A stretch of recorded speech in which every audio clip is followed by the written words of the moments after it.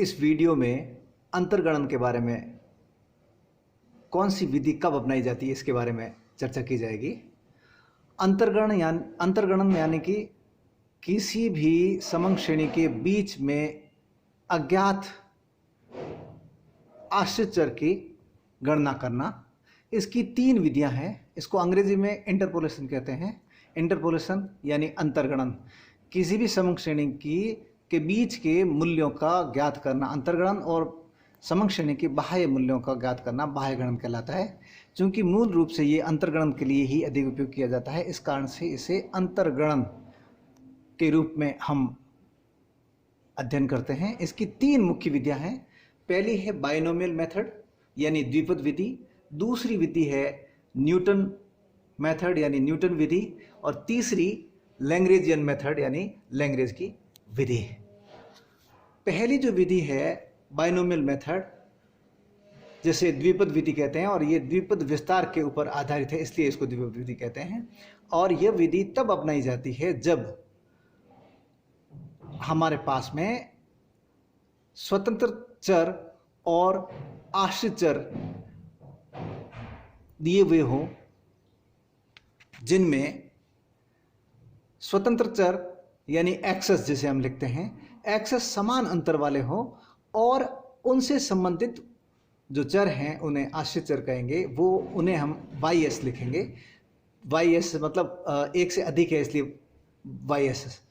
तो YS जो है उनमें किसी एक या 2 अज्ञात हो, तो ऐसी स्थिति में हम बाइनोमियल मेथड के द्वारा ज्ञात कर सकते हैं। अर्थात ऐसी समंग श्रेणी जिसके स्वतंत्र चर समान अंतर वाले हों और उन्हीं समान अंतर वाले स्वतंत्र चरों से संबंधित कोई एक या 2 आश्रित चर पूछ लिए जाए, तो बाइनोमियल मेथड उपयोग में लेते हैं।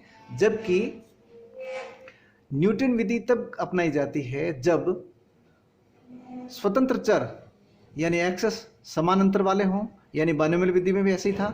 लेकिन अंतर यह है कि न्यूटन विधि तब अपनाई जाती है जबकि समान अंतर वाले एक्सेस के भीतर किसी अन्य y के बारे में, अर्थात किसी अन्य डिपेंडेंट वेरिएबल के बारे में पूछ लिया जाए। अर्थात समंग श्रेणी में जो स्वतंत्र चर दिए हुए होते हैं वो समान अंतर वाले होते हैं और उनसे संबंधित सभी आश्रित चर दिए हुए होते हैं, लेकिन उनके बीच किसी भी स्वतंत्र चर से संबंधित आश्रित चर को पूछ लिया जाता है। जैसे मान लेते हैं, मैं उदाहरण देके बताना चाहूँगा इन दोनों विधियों के बारे में, कि ये जनसंख्या के आंकड़े हमारे पास में दिए हुए हैं। जैसे 1951, 1961, 1971, 1981, 1991, 2001, 2011 ये वर्ष दिए हुए हैं जिन्हें हम स्वतंत्र चर यानी x कहेंगे।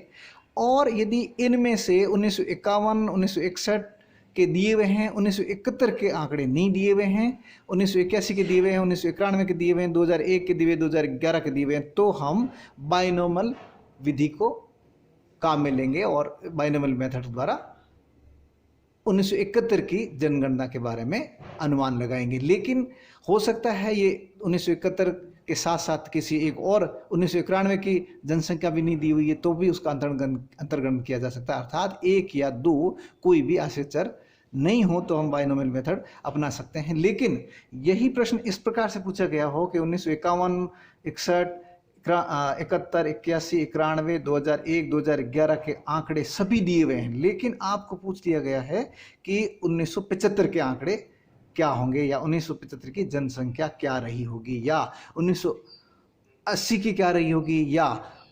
2010 की क्या रही होगी। अर्थात जो समान अंतर वाले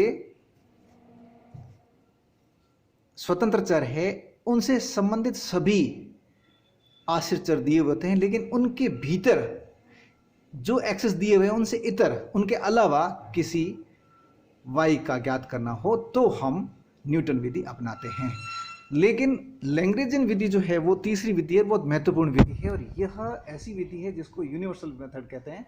ये फ्रांस के लैग्रेंज नाम के सांख्यिकी थे, उन्होंने इस विधि को इजाद किया था। और ये विधि तब अपनाई जाती है जबकि कोई भी विधि काम में नहीं है। अर्थात इसे यूनिवर्सल मेथड भी कहते हैं। और थ्योरेटिकल रूप में ऐसा कहा जाता है कि किसी भी तरह के प्रश्न को हल करने के लिए, अर्थात अंतर्गणन ज्ञात करने के लिए लैग्रेंज विधि को अपनाया जा सकता है। लेकिन प्रैक्टिकली इसको कब उपयोग में लिया जाता है? जब हम किसी प्रश्न को द्विपद विधि या न्यूटन विधि द्वारा हल नहीं कर सकते हैं। उस परिस्थिति में हम लैग्रेंज की इस विधि को अपनाते हैं। धन्यवाद।